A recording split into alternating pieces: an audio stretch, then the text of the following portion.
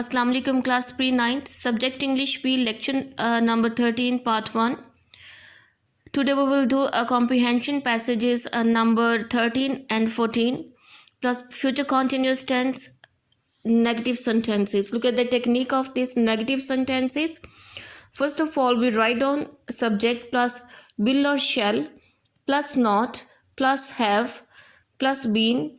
As it is the continuous tense, so we use first form of verb plus ing plus object plus since or for plus time. At the end we use a time here.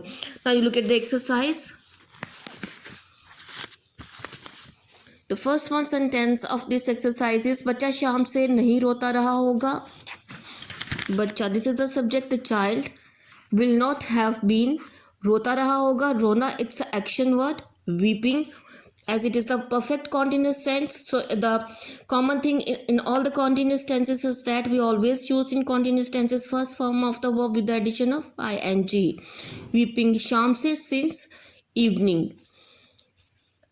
तमाशाई खेल में एक घंटे से दिलचस्पी नहीं लेते रहे होंगे. तमाशाई, spectators will not have been. दिलचस्पी लेना, taking interest. खेल में in the game, एक घंटे से for an hour. Spectators will not have been taking interest in the game for an hour.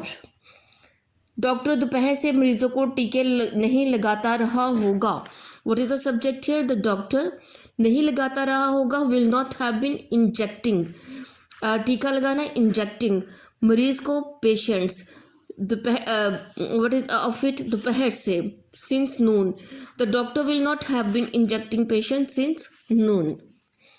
तैराक कल से दरिया में नहीं तैरते रहे होंगे. तैराक, swimmers will not have been तैरना, swimming in the rivers कल से, since yesterday.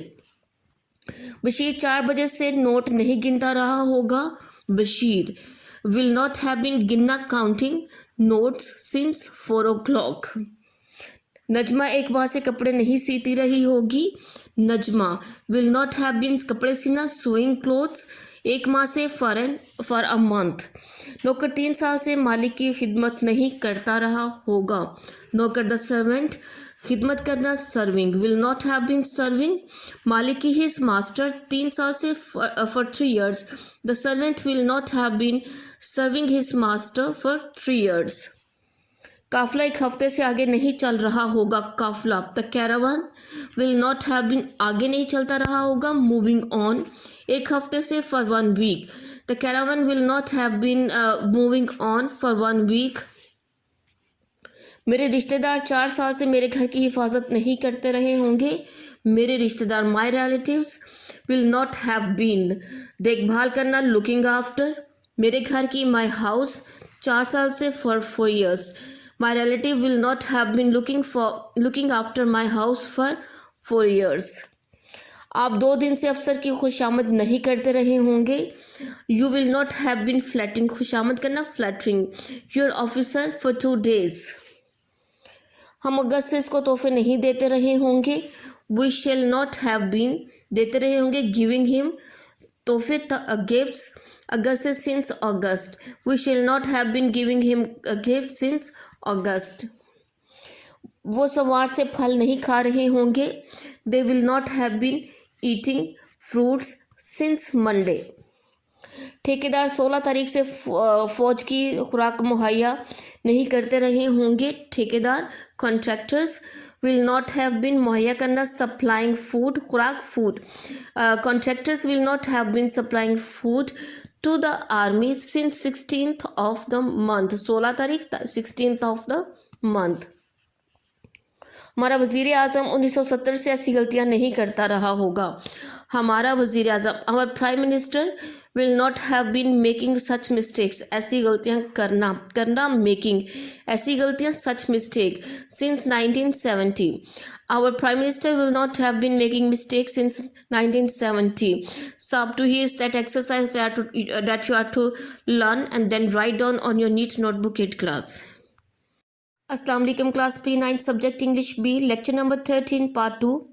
In part 1 we have done a future perfect continuous tense negative sentences. In lecture number 13, part 2, we will do comprehension passages number 13 and 14. Now you open at your board composition. Look at here. This is a page number. This is the exercise number, comprehension exercise number 13. A tailor ran a shop in a bazaar. कि एक Taylor जो था वो चला रहा था अपनी एक दुकान बाज़ार में. An elephant used to go to the river.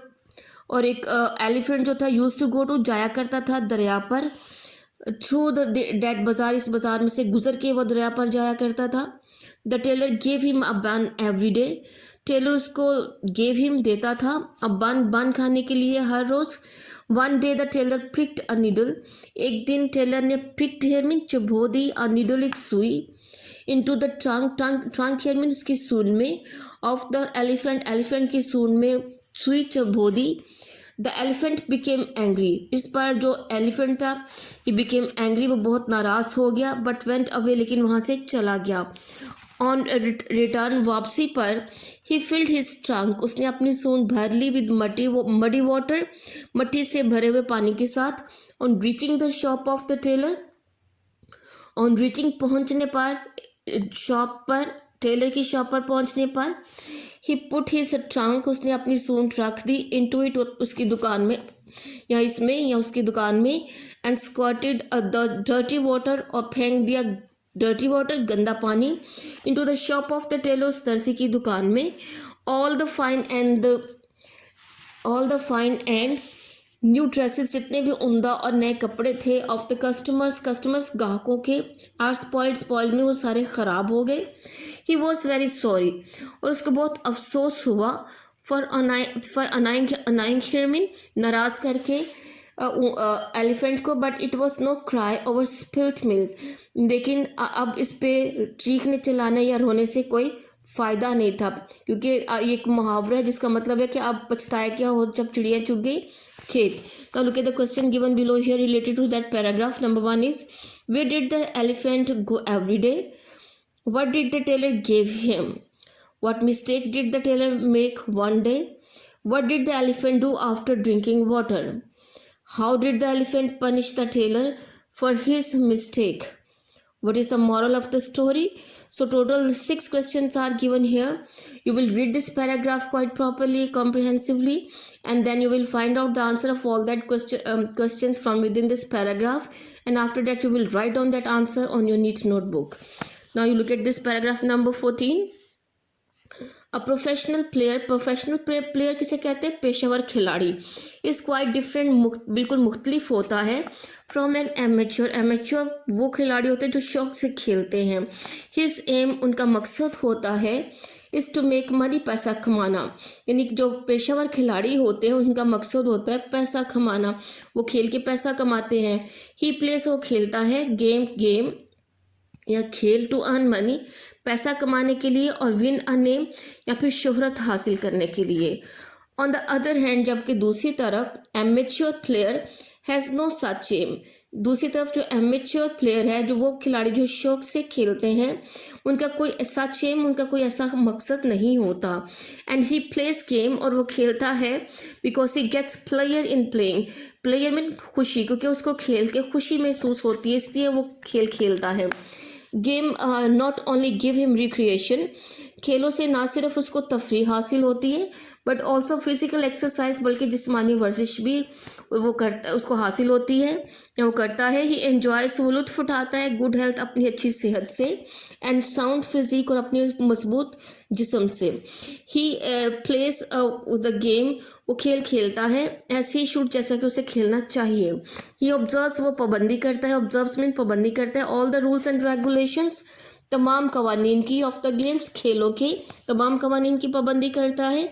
The amateur player place, यानी एमेच्योर प्लेयर वो खिलाड़ी जो शौक से खेलते हैं, वो कैसे खेलते हैं? बड़ी दयानतदारी से, ऑनेस्टली खेलते हैं.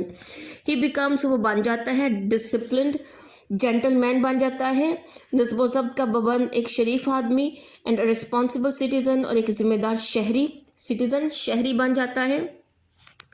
ही एक्सेप्ट्स डिफीट, वो अपनी शिकस्त कबूल करता है, but does not resort to cheating, लेकिन resort to cheating here mean लेकिन धोखा देने के बारे में नहीं सोचता।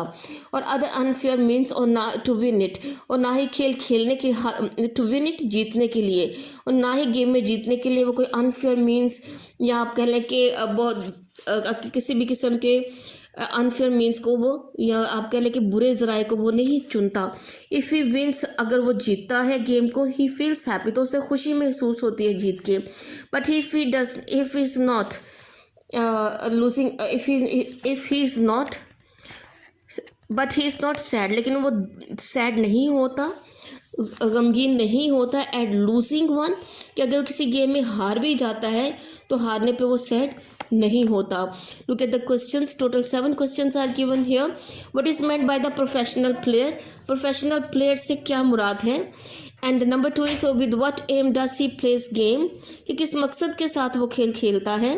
What makes an amateur player a responsible citizen, कि एक एमेच्योर प्लेयर को यानी वो प्लेयर वो खिलाड़ी जो शौक से खेलते हैं, क्या चीज़ उसको जिम्मेदार शहरी बनाती है। Next question number 4 is what qualities की वैसी कौन सी खूबियां हैं ऑफ अ ट्रू स्पोर्ट्समैन, एक सच्चे खिलाड़ी की, does a professional player lack, जिसकी कमी होती है प्रोफेशनल प्लेयर के अंदर। Next question is how does an amateur player differ from the professional player, कि एमेच्योर प्लेयर प्रोफेशनल प्लेयर से डिफर मुख्तलिफ कैसे होता है। How does an amateur player take his defeat, वो अपनी शिकस्त को कैसे लेता है। And who plays a game for the sake of the game, और गेम के लिए गेम्स कौन खेलते हैं, मतलब रिलैक्सेशन के लिए गेम कौन खेलता है। So total are 7 questions here. You have to find out the answer from within this paragraph and then you have to write down that on your neat notebook 8 class.